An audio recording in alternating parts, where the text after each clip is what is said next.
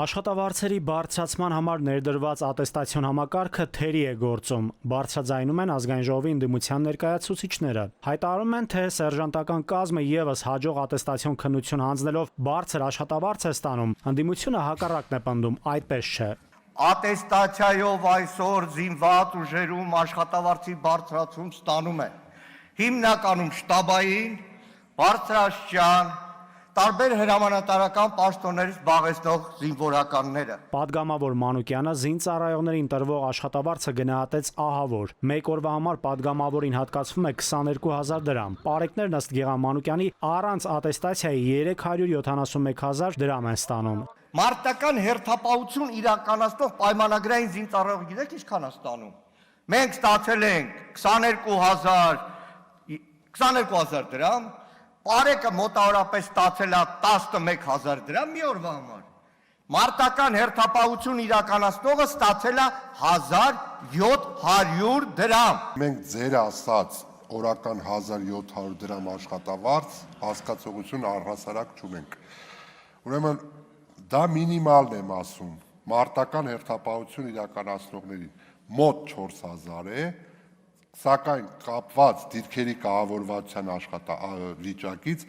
նաև դրա վրա ավելանում է գումար։ Այսինքն առնվազն 4 ստանում է աշխատավարձ, դրա վրա ավելանում է հավելում առնվազն 4,000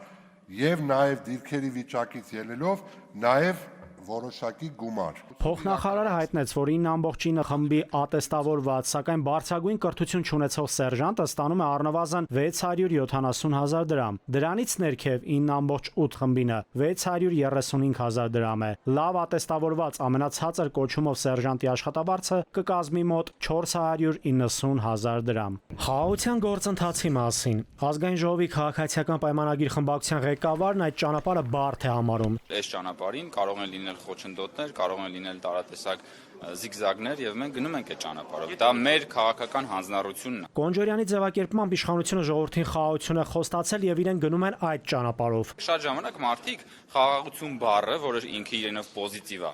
շփոթում են խաղաղության հասնելու ճանապարհի հետ, որը իրենով շատ դժվար է, եւ ասում են, բա խաղաղությունը սենց է լինում, սենց դժվար է։ Հա, խաղաղության հասնելը դժվար է։ Խաղաղությունը լավ բան է, բայց խաղաղության հասնելու ճանապարհը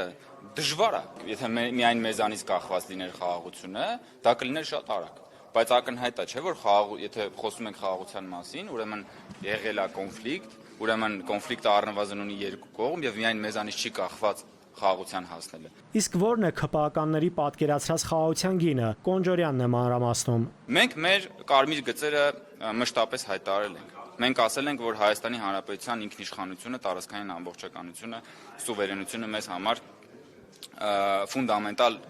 արժեք է եւ դրանից որևէ հետքայլ ու կոմպրոմիս չի լինելու։ Մնացած մենք դրա մասին խոսել ենք, որ այո, մենք հայտարարել ենք, որ Հայաստանի Հանրապետության ավելի քան 200 քառակուսի կիլոմետր տարածք օկուպացված է, բայց մենք մեր առջև այդ տարածքները վերադարձնելու ռազմական խնդիր չենք դնում։ Այդ հարցը Կոնջորյանի ձևակերպմամբ կարող է լուծվել սահմանազատման ճանապարհով։ Նաիրի Մուրադյան, ժամը լրատվական։